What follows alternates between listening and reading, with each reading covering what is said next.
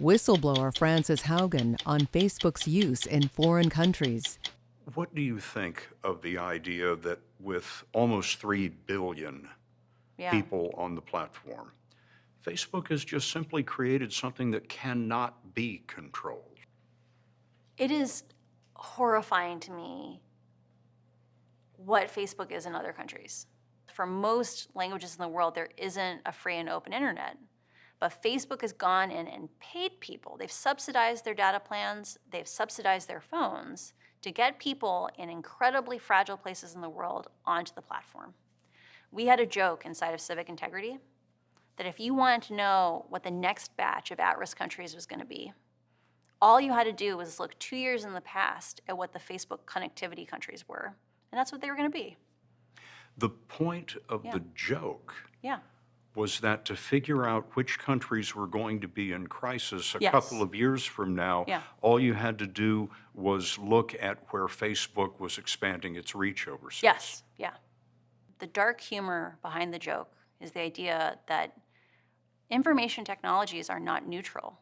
It's really important to remember that Facebook makes different amounts of money for every country in the world.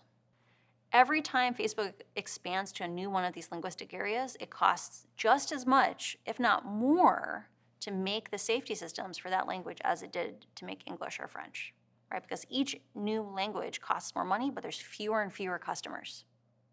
And so the economics just doesn't make sense for Facebook to be safe in a lot of these parts of the world. The areas of civic disinformation that you were working on included what?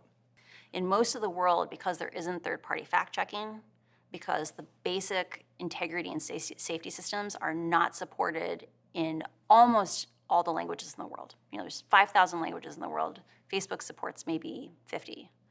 In other parts of the world, that misinformation is directly leading to people dying, right? You'll have incidences where in a village in Africa, someone will send in a picture of a massacre that is allegedly happening in the next village and say, grab your guns, come save your cousins. So what do you think happens when a bunch of people with guns shows up in the next village, right?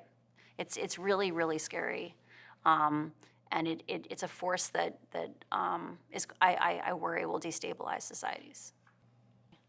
Someone else might have just quit and moved on. Oh, yeah, many have. And I wonder why you take this stand. Imagine being a kind, conscientious person, and Facebook is full of kind, conscientious people. And you know what's going on inside of Facebook, and you know no one on the outside knows. Imagine what that does to you. The reason I came forward is Facebook has been struggling.